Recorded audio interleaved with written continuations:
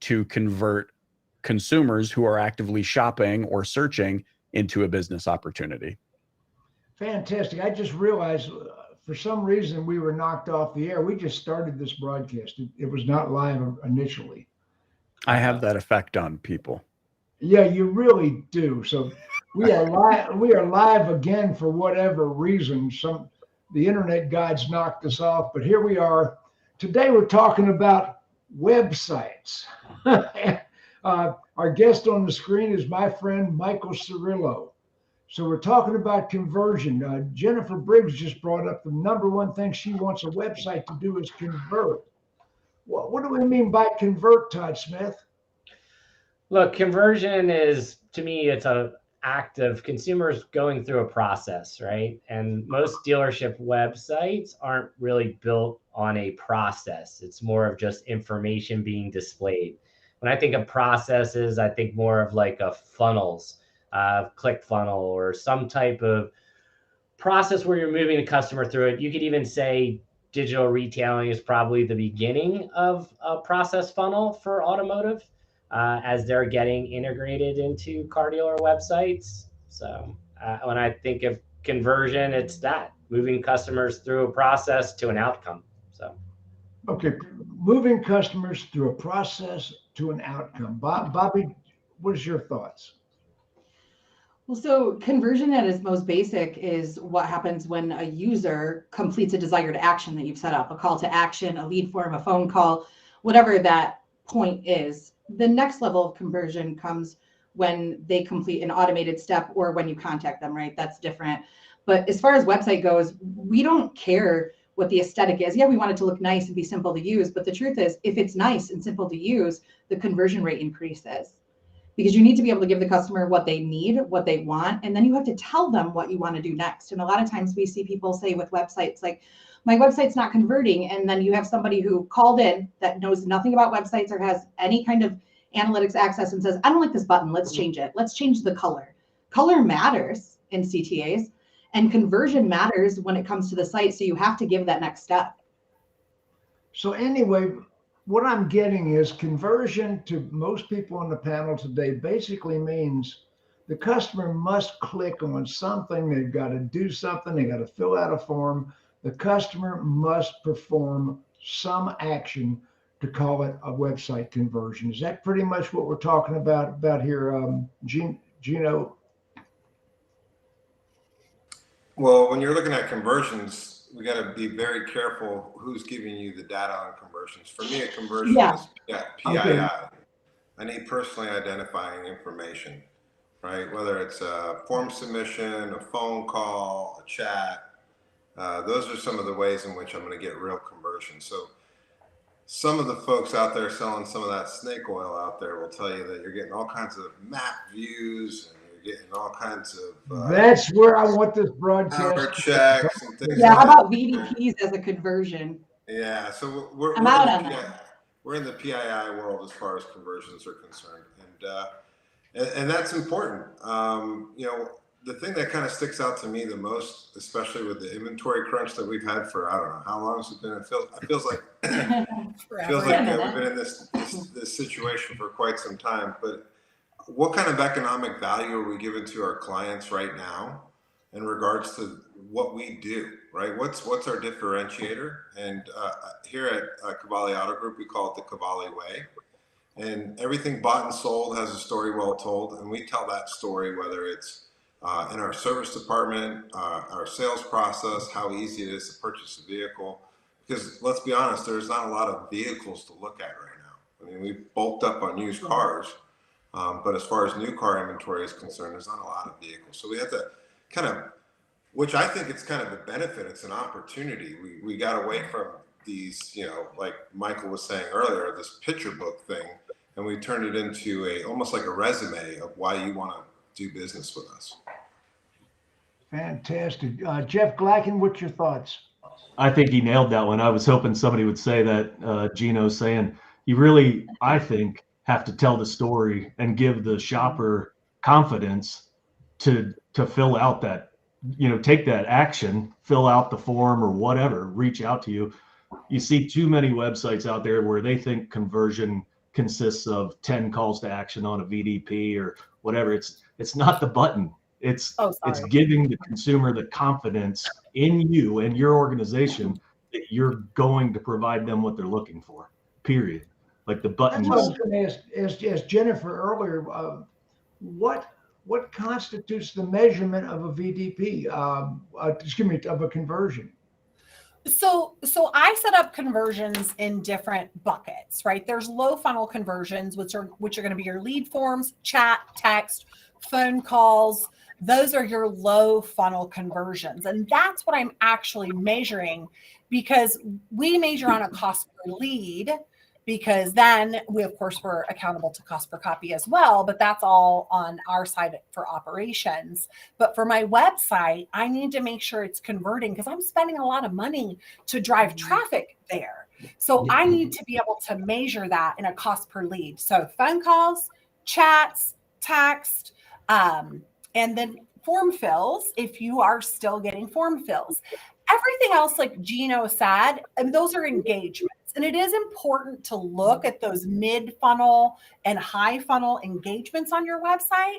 But to Bobbie's point, this whole VDP thing, the SRP to VDP conversion on your website isn't necessarily how good you're doing with marketing, but how good you're doing with merchandising, which is an important That's the next step in action.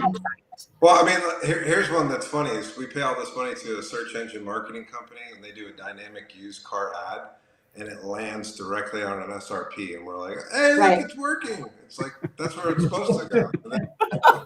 Yeah, and that's the thing that everybody has to be careful with, right? Everybody on this panel, I'm sure, is aware of this, but as a viewer, a dealer, a marketing person, whoever, you have to be careful, because the word conversion is thrown around a lot in automotive and when it comes to websites. And it means different things. There's conversion for holding your marketing accountable. There's conversion, which is actually actions for next steps. Like Jennifer was saying, is your merchandising getting you from SRP to VDP? It really matters what your goal is and how you're defining that. If I'm holding a marketing company accountable, it's different than if I'm looking at my Bobbie, how do you measure it? We have to measure it 100 different ways, unfortunately, but Google Analytics is a really good start. But you're looking at, real is what you're saying. It depends on the technology that you're measuring, right? If I'm measuring technology for an SEM provider, that is completely different than if it's an SEM provider or a trade pending tool or a trade-in tool. Those are different things. And merchandising is internal, so that's completely different. And that's why I say be cautious with the word conversion. When we're talking about it, we're talking about true conversion of the customer going from being a lead on our website to an opportunity for us to have a conversation. That's the variable. So you want to make sure you're asking. Todd said it earlier, taking the customer through the process. Right. Max, Zanan, do you have any thoughts on what we're talking about here? I do, and again, listen, I want to burst some bubbles here. Right? Of course. Shocker. Because sometimes, I feel that we live in a parallel universe, right? Like we're talking about conversions. Maybe I'm not that technical, and maybe I'm a little dumb, but to me, right, the key is functionality. I want the website to work, and I'm saying this as a consumer. Before this webinar, I actually did a little bit of a homework, and I mystery shopped 4 dealership websites, and it is a hot mess, right? Because I'll give you a few examples. I'm going to start. Give me a brand name, Max. A brand name, not a dealership name, but a brand. Right. Name. I'm going to give you a brand name. I'm going to give you a mom and pop store, Volkswagen. So 3 items. Only a fraction of cars could be purchased online out of the entire inventory. You need to provide contact information to unlock the deal. Parts search is not working properly. I searched for tires and wheels, and the first search result was a cargo light. Wait a minute. What? You searched for tires and wheels and what? And the first none of us are surprised by this. Was a cargo light. Okay. Yeah, because it's probably pre-sorted to lowest price. Right. So next item is something that's near and dear to my heart is F&I, right? They had F&I brochures on the website for the products that cannot be sold in that particular state. No big deal. and there were no prices or price ranges offered, right? So that's the first website. Second website is one of the largest Toyota dealers in the entire country. So the first thing you get is a pop-up to collect your information, and it says, if you're serious about your next purchase, you want to unlock internet pricing, fill out this form. This got to be a joke, right? Then they actually display maintenance prices, but they don't display repair prices. Can we pause for just 1 second? Because Max, I don't want to lose what you just said. And there will be people that can test me on this, but there's no bias here. This is just straight up. That unlock for pricing stuff. One, that is the ability to prove that a marketing company or a tool created a lead source. But here's the biggest problem with that. Outside of customer experience, you are creating an objection to pricing for when the person contacts the customer. Wait a second. Do not do it. Toyota Wait a and minute. BMW both have Right that now. pricing. But The both price of is those what? OEMs have $5,000 maps, over a sticker. so it's a requirement. What are they unlocking? What are they unlocking so they can find out what the addendum is? Like, Well, Right, yeah, and that's the well, thing. right And now- Jennifer's right. Jennifer is right. There are OEMs that require that. So what I'm saying to you is whether you are or you're not, do your research. But requiring somebody to put in lead information to unlock something creates, one, an objection, and two, creates opportunities that aren't ready yet and wear down your team. That's Right. just the fact of the matter. So the wait a next second, item. everybody stop a second. Did Max just say that to get any information, we had to fill out a form? We had to stop and give the information To the get dealer? special pricing, not to Correct. access the website. What? Right. What? So Shocker, there's no such thing as special pricing when you fill it out. Yeah, but that's still common on every website. If you want the best price, you fill out the form. You want to get it's the not deal. common on Carvana. Wait a It's not minute. common on Vroom. It's not common on Amazon. I mean, guys, let's be No. serious here. Are we competing with real people? Or are we competing with incompetent people? Well, what I love about this is because Max get is a the marketing best price, guy, we you get a have to perspective from the fill out a customer. But I'm giving you guys a customer's perspective. Right, On the same right. on the same Toyota's website, you cannot buy parts online. You can fill out a form and request a particular part. I love the shock and horror that's happening right now. Right?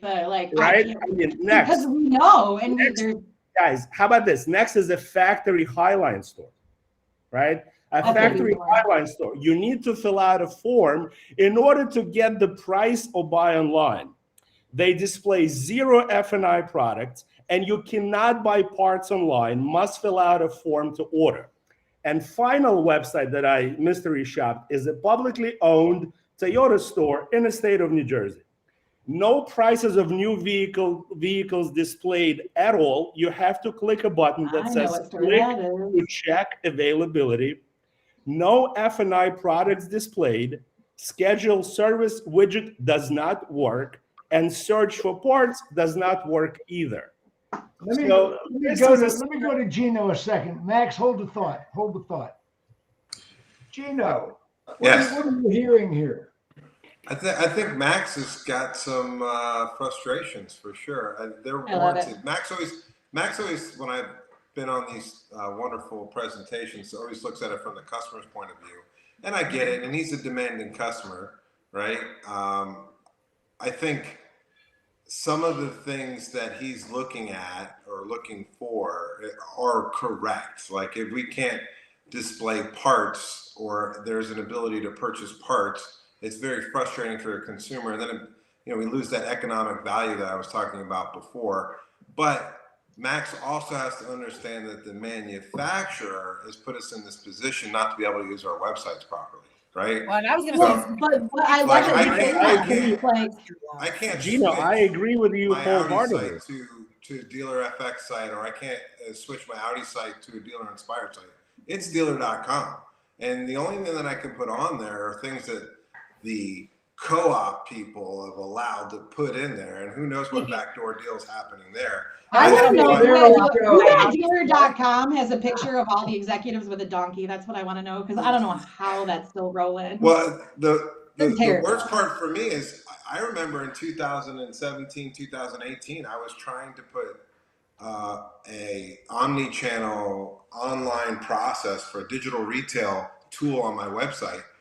It took them 6 months to do it. I had to build a website, my own website for qcarsdirect.com, put it on there to provide them evidence that it worked, that they could finally let me put it on sometime in the year of 2018, 19, I forget what the exact date was.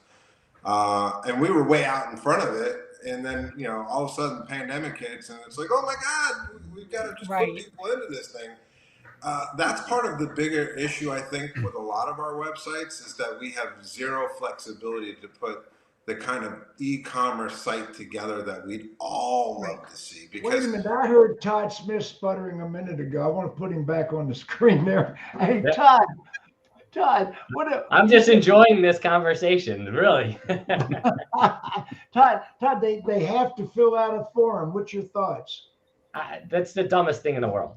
So I don't know what business you walk into that you have to fill out a form to get information anymore. And look, this is it's more of an interesting mental exercise. I view we lived in there have been 4 stages, right, of our growth as the world, right? And we went through our hunt and gathering in medieval times, and we got to this industrial age, and now we're transferring into the information age. And the problem is we still look at websites like we're in the industrial age. We're in the 2000s. But the world's gone much faster and become much more conversational. I remember we did a study with, I think it was AutoNation back still, probably 17, 18. We ran sites with no forms. They just had to jump into a conversation, whether it was chat or text. Worked phenomenally well. I think we're just entering a world where we're still looking at a website under an old lens compared to what we're going to use the web for moving forward. And I think we have to change our thinking by changing our orientation to it. And when we still look at a website like, oh, you just display information, that's all it's going to be. When the reality is they're going to become more interactive. They're going to allow the consumer to move more of the journey online through a process that the consumer is comfortable with. And right now, that's still a fraction percentage, right? 5%, maybe 8%, but it's still a low number. And I equate all of the digital retailing to the birth of the elevator, where when they first put an elevator out, people always took the stairs still, 1 out of habit and 2 out of fear of the elevator. So what did the elevator companies do? They put a elevator operator in the elevator to give people peace of mind and validate it as a way to go up and down. And I think for digital retailing or the future of automotive websites to really work, you're going to have to put a buffer of a period of time in there to help the consumers go from, to me, the leap of faith, to be able to do a transaction by themselves without interaction, without a person interacting. Because think about it. I mean, would you really go online and buy a $70,000 car and just click through the things and never talk to somebody? No. I mean, look, most people aren't going to. I would. Yeah, look, a fraction of people do who either know the industry or they just want to do it, right? Just like Mark Cuban bought a $50 million jet on the internet, right? A sight unseen. But that is to me, an outlet. Well, I don't have Mark Cuban money, just so you know. I'm not rolling like that. Anyway, I got this reminds me. I was doing business around 2000. I mean, about the turn of the century, 2000. I went to a Radio Shack and I was trying to buy a laptop. And the woman said, "What is your name and address?" And I said, "Well, is that required to buy a laptop?" She said, "Oh, yeah, we have to register you at Radio Shack." And I mean, I walked out. I did not make the purchase. Of course, we know what happened to Radio Shack. So I'd like to say something off of what Todd said, because I think this is important. It won't be popular with many. But no, as I say vendors, I'm generalizing. I don't mean everybody, obviously, right? So let's give that disclaimer.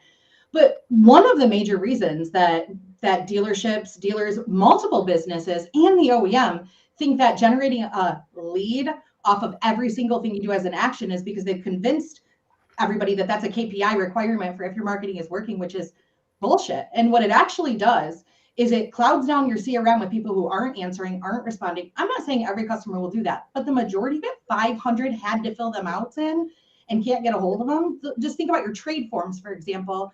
Doesn't say you're going to contact me, none of them, but to unlock the report, you have to put it in. And we see this in the stores. So it's also important to remember that conversion on your website is important, but so is the second layer of conversion, which is actually getting to have engagement with the consumer.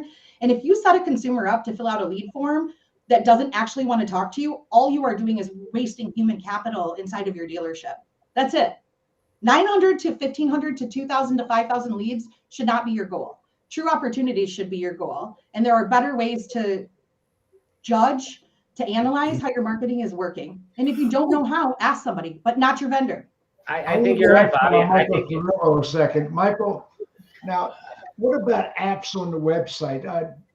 How can we communicate with the customer? I've seen websites recently that feature chat, and of course now we know Todd is the chat king on the broadcast today, but chat, Zoom video type video communication, is that out there?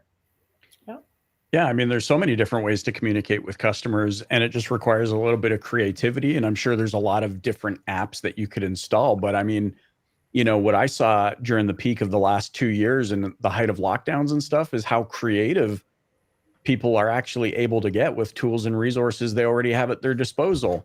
Hi. Yep. Right. And I love and to me, that was a true testament of, you know, one of the missions that we've been on for pretty much the last 20 years is that technology in the automotive industry, I would say, is at least quadruple the price that it should be. And the problem that that's caused is, and especially with the mandates of OEM programs and things of that nature, is it's left dealers in a position where they can't actually ultimately serve the best interests of their marketplace and really tend to the needs of the customer and anticipate the needs of the customer. And it's created a really cloudy environment by which to operate, you know, and that's been a lot of what I've been picking up from this conversation, when ultimately the simplicity of all of this should be, how can I anticipate the needs of the customer and make what I do as accessible to them as possible? And somebody earlier mentioned the Vrooms and the Carvanas of the world. And this is a perfect state of the climate of the automotive industry, because you have half the industry that wishes death upon the companies that are, you know, these new tech automotive players. But then there are those of us who choose to be inspired by them and say, thank you for spending millions of your own dollars to figure out what customers want. Really appreciate it. And what are they doing really? Yeah, it's accessibility. They are making inventory, their dealership, their brand, or their business as accessible to what the customer's needs and wants are. And when we boil things down to that simple view, it doesn't require $1,800 a month chat providers or SMS companies or even website companies. Inventory, it doesn't require that. It's surprising how much business you can do when you start to remember that you are a human being selling and building relationships of trust with other human beings. And guess what? I could do that with everybody on this call and have with many of you through the power of my phone. Do I need chat? No. Do I really need chat? No. It's meant to make things more accessible, but do I really need it? No, because there's other things I could be doing, effectively from a process standpoint. Again, unfortunately, because this is a bloodbath, and dare I say, vendors in general are greedy because they know how much money the dealer community generates. Yep. Right? They come in and they overprice everything, and then it becomes a bloodbath, a red ocean, if you will, where nobody can actually like figure out which way is up. That's why, you know, for us,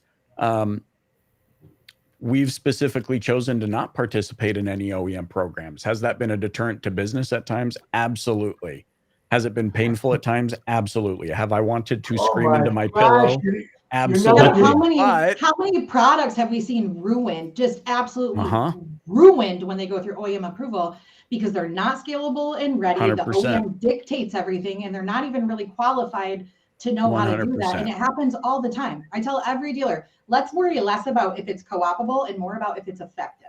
Absolutely. 100%. I agree with that. And here's one last thing I would just add to that. If I could just add this one last thing to that. So my whole point in saying all of that is because this bloodbath of kind of greed and money and what can dealers afford kind of became the driver. You do have crappy tech out there. You have overpriced tech out there, but it's ultimately not serving the best needs of the customer in my position of the dealer. Down. And it slows everything down and it cannibalizes it. I think Bobbie and Jennifer, you had mentioned earlier, it's who gets the credit for the lead, and that just becomes a huge issue. And I guess the point being is that's why we've specifically embarked on the mission of we're not going to participate in OEM programs, because ultimately it clouds judgment and it doesn't allow you to do the best thing for the dealer so that they can in turn do the best thing for their customer and for their market and continue to be an integral part of their communities. And so here's my point about apps.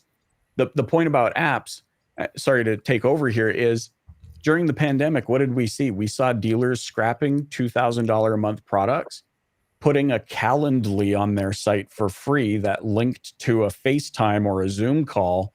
And all of a sudden they were deploying something for free that they had been paying $2,000 a month for before that, and having a much more personalized and better response for the client through their dealership website. Glackin, jump in there. Yeah, I love the talk track Mike was going down, because the OEM programs are exactly why we haven't seen much evolution in technology for 3 decades in this industry, or longer actually, but Amen. Especially with websites. I mean, I was the very first employee at Reynolds and Reynolds to sell a website back in 98 or 99 or something like that. And I haven't seen much change since.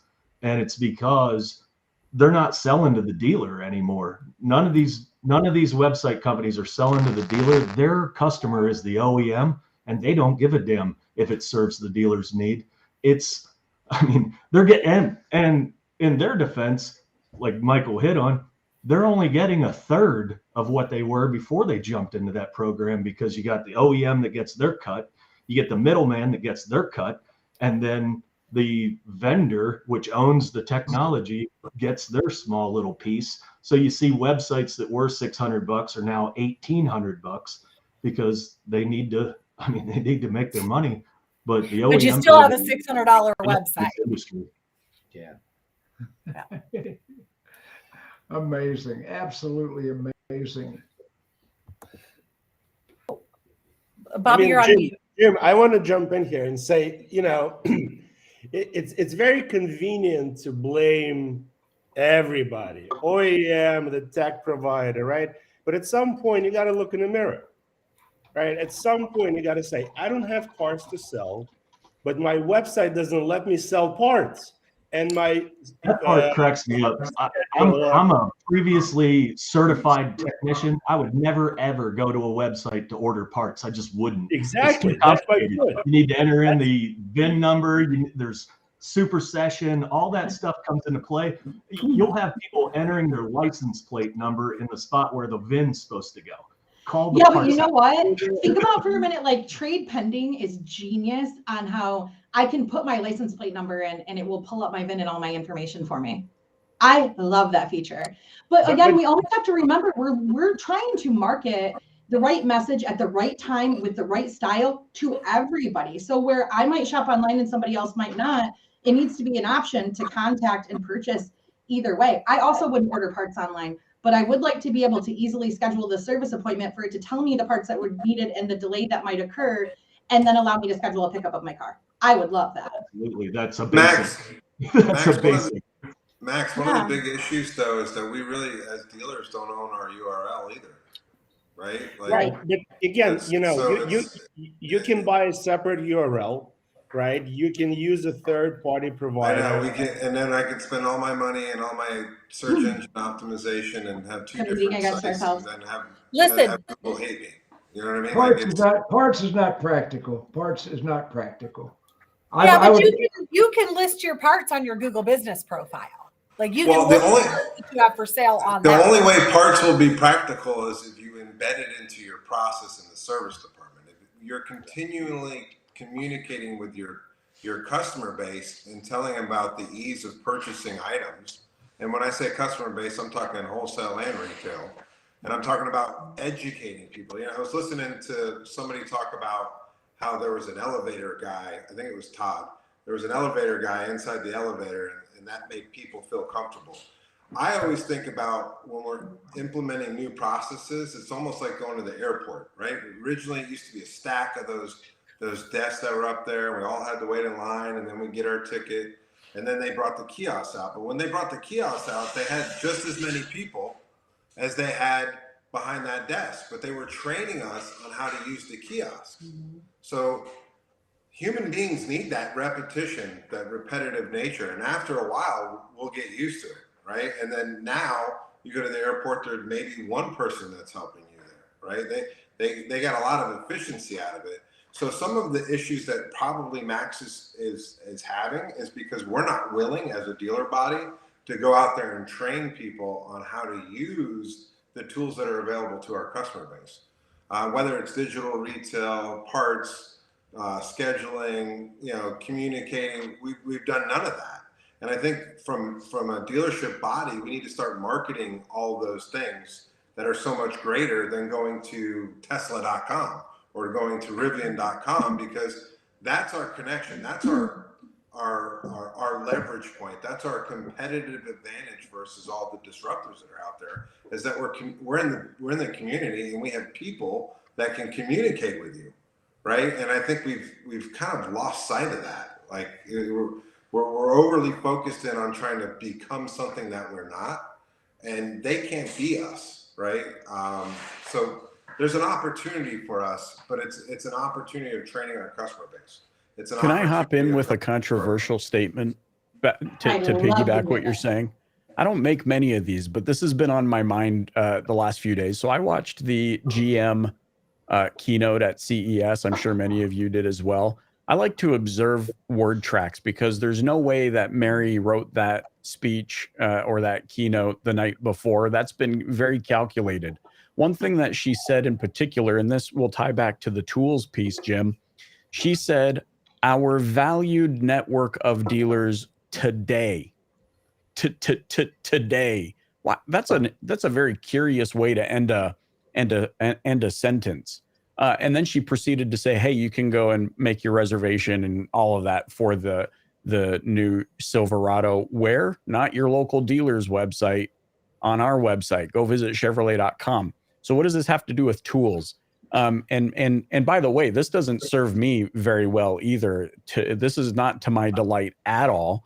But I would suspect that they're hoping more and more dealers will adopt digital retailing tools because they know so many of them are just going to take that as every other tool over the last 30 years, like Jeff was saying, because it promises to lasso the sun, the moon, and the stars. But they know full well that majority of dealerships replace dealership with any business with some fancy tool is not going to utilize it with a back-end process sufficient enough to make it make any difference. And where's that going to lead the consumer? Back to the OEM website, where they've invested gazillions of dollars in marketing to get people to have that Carvana-esque experience. The only problem I would tell you, because I sit on quite a few different panels with some of these manufacturers, is that big and dumb run hand in hand, and I hate to say that out loud.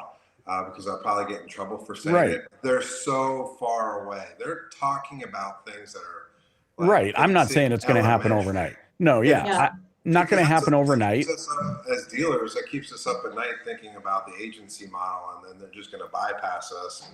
No, that's why I think more than ever, despite the tools, you said it perfectly. It's the process behind it. And do we have a process to support this? And that's kind of the look in the mirror thing that I pick up from Max, but also it highlights the fact of where consumers are headed. And one of the things that we can do with our website without any tools on our website is to let our markets know who we are, what we stand for, what is our brand. Like, brand is going to be more important now than it ever has been, and these are all things that you can do through your website without any shiny tools. And to your point, Mike, brand is experience, and experience is process, right? So Love Yeah. it. And you know what, I- Geno, if you ever need something said that you're afraid you'll get in trouble for, as long as I agree with you, I'll stand on the rooftops and shout it for you. Yeah, she does it for me Todd- all the Todd's time. been wanting to jump in So, here. Geno and Michael, do you think that dealers are the elevator operator helping the OEM to transition to a future where dealers would be less of the, let's say less of the sales process for their products? And now I don't they're think it's going to using happen us overnight. Nothing happens overnight. But Not yeah, intentionally, we're not. I think there is a piece to it. It's like there are groups of people that think that somehow the pandemic is what made all the OEMs want to go autonomous and EV. No, they've been talking about this for decades. Right. They know this is where they want to go. Todd, this is what I will tell you. So The remora has a vested interest that the shark lives.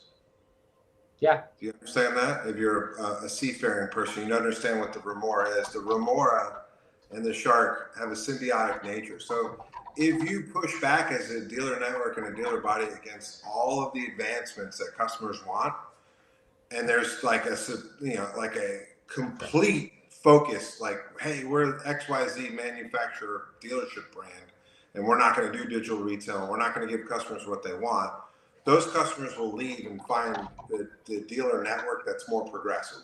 And then all that work that you put in trying to fight off your death will actually increase it. It will multiply it because consumers are going to go where they want to go, right? Like water finds its way, and consumers will find people who are progressive and giving them opportunities to purchase things with more efficiency and less friction. And I think the most important yeah, we thing have to for be us that to elevator do. operator. What's that?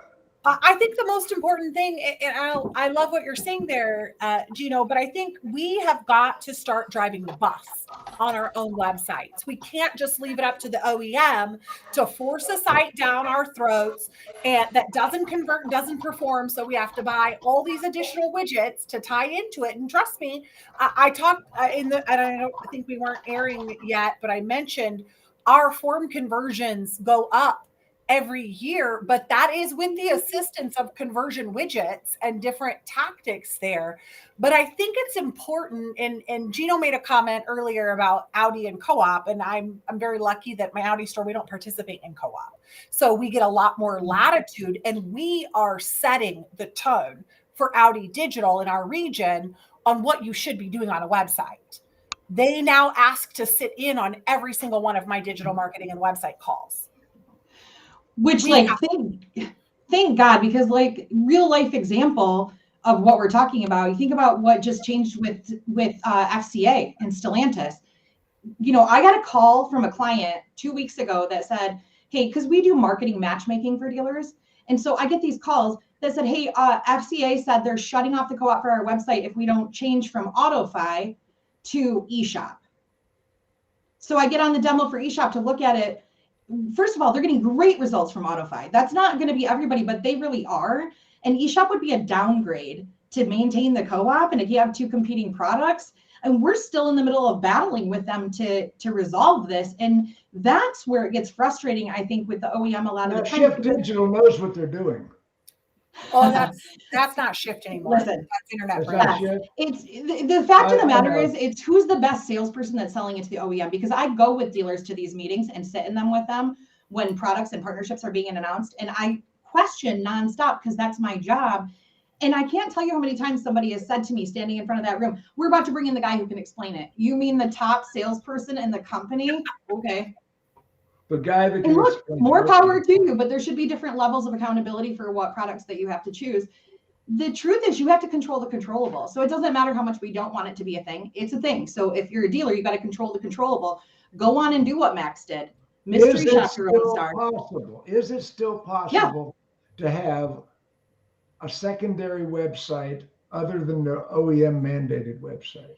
Yes, in most cases, but here's the problem with that. You are competing against yourself in two of the That's top horrible. two categories, which is SEO and SEM. So the choice isn't there I at know. that point. You just I build know a that. bomb that's Google My Business and you roll with it. Right. It used to be a lot easier to strip out the OEM site and bury it with a vanity website, because trust me, that's how I dominated Detroit. Nobody wants a CDK site, so we stripped it, buried it, ran our own. We did also have our own fixed operations websites as well, but it's becoming more and more difficult. I know we've run into this with Ford Direct recently, and they really wanted to push their site, and we ended up just saying, fine, take the franchise back. We don't want it. They backed off. Most dealers don't have that luxury. Yeah. Oh my gosh. But that's controlling the controllables. You do have the luxury. You do have the luxury of reviewing your website from a customer perspective. Well, again, listen, I think I'm much more practical, right? And when you buy a dealership, right, you want to not just buy a sales department. You want to buy an F&I department. You want to buy a service department and a parts department, and maybe even a body shop, and maximize each and every revenue source. And in the current market environment, where majority of dealers are lacking inventory, to me, it's mind-boggling when they are not focusing on getting service business. They're not focusing on getting parts business. Right? Parts is not practical, Max. Parts is not practical. It'll never be practical. I strongly disagree with you, because if you're really serious strongly disagree because you don't know what you're talking about. I do know what I'm talking about, because I work with a lot of dealers that make a lot of money selling parts online, right? Okay. And this is a fact. If you want to learn digital retail, why don't you start with parts, right? Because part numbers are the same in the entire country, right? And parts are much easier shipped and sold throughout the country than cars, right? So again, if you're serious about digital retail, start playing around with selling parts online. You can't, crawl and start running. You got to walk in between. So please, let's be serious. Parts is the way to go, and it's extremely practical.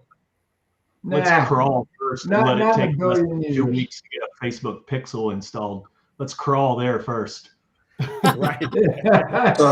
So if you go to Max's YouTube channel, he'll be saying his Parts for You. It comes out now, the new book. That's right. Parts. Tell you what, the SEO would be easy on it. Okay. Max, if it'll make you feel better about buying some parts online, you can visit AudiIndianapolis.com. Listen, I had no doubt that That's why she's in my the best store friend. where Jennifer is located, Brilliant. everything is, up to speed. Look, I was actually making sure that it was actually firing off, because sometimes those things get wonky. But I think for most of us, the parts catalog is an iframe and we have no control over it. But layering in something that does help it. But again, like we talked about a couple of weeks ago, we're probably the only franchise dealers that own independent service centers as well. So Yeah, we like Jennifer, you can sell parts on Amazon. You can sell parts on Amazon, not just on your own website. You can sell parts on Google Business, Max. That's right. List all your parts and accessories right on your Google Business profile. Can we get a timeout though, real quick? Where are you going to find the people who are going to be able to handle all this parts business? Well, Geno, it's the question of what comes first, the chicken or the egg, right? If you're serious about it, you're going to staff it. I agree, if you're not serious about it, you're not going to staff it. You're talking about some very, different type of parts people than what's currently in a lot of dealerships right now. This is what I love our parts people. Listen, this goes back to what Cirillo was saying about other vendors that are new in the industry. We get a leg up here with Max because he still has the customer perspective and he doesn't know the objections and the roadblocks that we face. So to him, they don't exist, which is awesome because they really shouldn't. But we know that they do. So there's a compromise there and an availability where we can be inspired to try something new. No, I think it's brilliant that Max comes on and learns these other things that aren't normal to him because we take so much from those conversations. I'm trying and to a lot get of people in it stirred dealerships don't up know. here. Pineapple.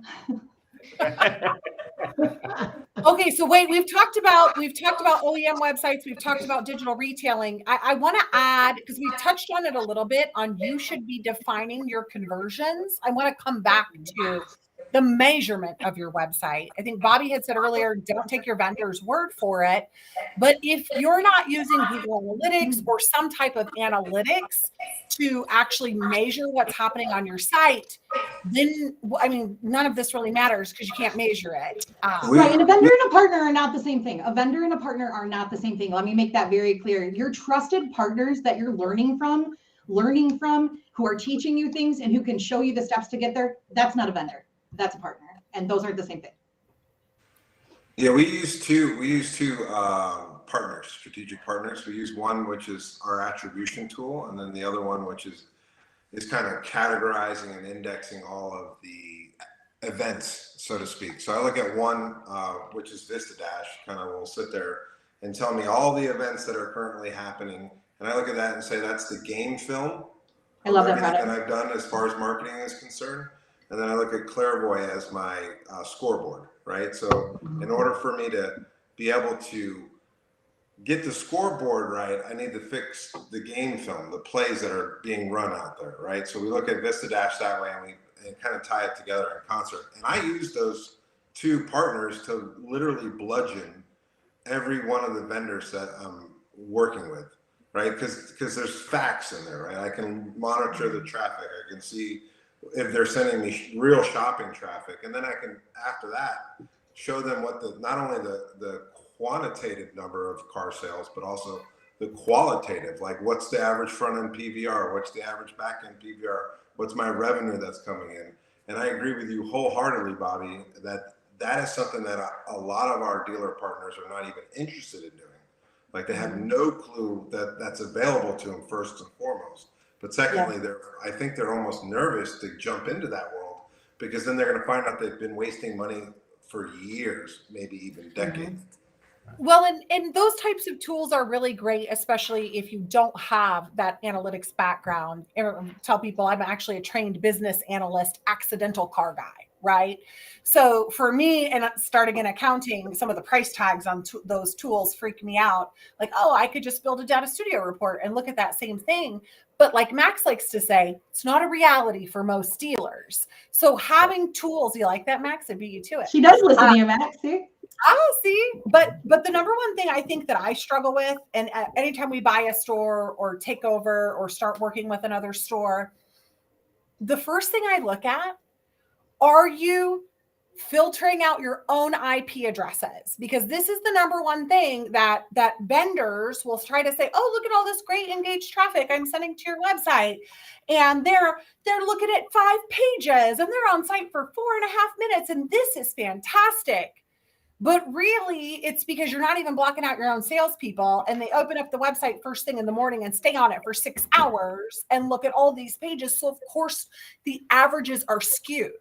Garbage in and garbage out. You've got is out. Yeah, you have to know the KPI that you want to measure for each particular partner. You have to know it. Like I recently had a marketing review with a company who shall not be named, because they actually do a really good job. So that's not what I'm saying they don't do. But they were using in analytics, they had set up these goals nicely for the dealer. Wasn't that thoughtful? For hitting a VDP. Only all of their ads landed on a VDP. So that's obviously not a true conversion or a true goal. Does the information matter? Yes, it does. Does the next step matter? Yes, it does.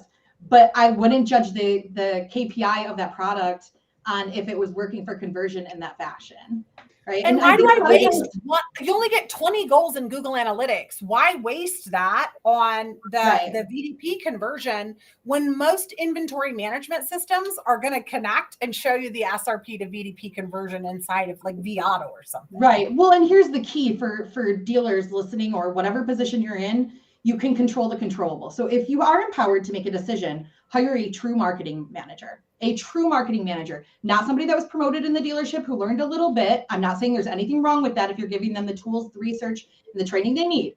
I'm just saying, because look, that's how half of us got here. Right. But invest the money. Why are you spending hundreds of thousands of dollars a month and handing all of that money to somebody who doesn't know how to gauge it or how to effectively spend it and be empowered to make those decisions? That is silly. It makes no sense. Or find a partner, a true partner. No, Bobbie, because it's co-opable. Co-opable. I get so sick of dealers telling me I had to. it's a really crappy vendor and they got really crappy results, but I get half of my money back from the manufacturer. You're spending half of your, people have to stop looking at it like I'm getting half of my money back and start thinking I'm investing thousands of dollars into something that is ineffective and doesn't work. And it's taking my customer back to the OEM site where ding, ding, ding, other dealers are listed. If you were using AutoFi and AutoFi was doing a good job. Yeah, AutoFi has done a great job for me. They've actually recently shook up their leadership there, and I've used them in a couple different stores as a beta and in real results to compare them. And I'm getting really good results from them. But that goes back to process. So when because they spend an intensive amount of time training the store when they onboard to make sure that they're ready to meet that digital shopper, meet the expectations, and make sure we're not letting people down. Not every digital retailing tool does that. I'll tell you the results were so strong for this dealer that we compared it to that I told her go up, go shove it. Bobbie, the manufacturer made you go with another vendor? I didn't, and I'm not going to. But they tried to, yeah. What was that pressure based on? Well, it's based on Stellantis choosing that as the preferred vendor. And mostly it's because there's still a large percentage of dealers who either don't have the product as a digital retailing tool or have an ineffective one. So, I mean, their hands are kind of tied to say like, hey, here's your decision, which is why there should be brackets. Right? Like we didn't go for it. I'd rather spend the $5,000 on the website a month and get an effective result than waste $2,500 to get nothing. Well, guys, we got a 3 o'clock deadline hitting up on. It's almost 3 already. Already, yeah. This was a great topic. 2 minutes. It's a great topic. We had a situation where the stream blocked off for about 2 minutes in the beginning. So I don't know how many viewers we lost, but don't worry, the whole thing got recorded. So what I want to do right now, I will have this all over social media, and let's everybody. Bobbie, what's the last couple words? Now, that's a key sentence here. Couple words you want to say to the audience? Because I keep it fast. Control your controllable and mystery shop your website. Do what you can to know what you're doing. What do you want to say to the audience, Todd? Just really happy to be here. I think I learned a lot, and there's a lot of enthusiasm around website design and what should come out of it in this coming age. So it's great. We'll have you back. This isn't your last time in the Dawg Pound. Jennifer, what do you want to say to the people? It's your brand, it's your website. Start demanding and asking questions. And the worst they can say is no. But if you never ask, you'll never know, and you'll be left with subpar performance. Okay, Michael, a few words. Your website won't work unless you do. That was quite a That's good. Big guy. Jeff Glackin. That's weird. Our ideal client doesn't give a damn what the OEM says they should do. What? They do what they know is going to make them successful. That's what matters. Your average client is not dictated by the OEM. Yeah, our typical client doesn't care about OEM programs or co-op. Fantastic. Max, say something about parts doesn't work. Listen, look at your website from a consumer's perspective and remove unnecessary friction, the useless forms, and stop making people jump through hoops to get the price or to order parts or to schedule service. Make it easy.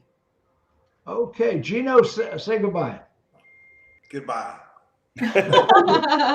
Now, if I was going to say something that's like real estate, location, for websites, it's content. Tell your story. Be different. Everybody in a sea of dealer.com or name your OEM website. Everybody looks the same. Like, why don't you tell people why you're different? Be different.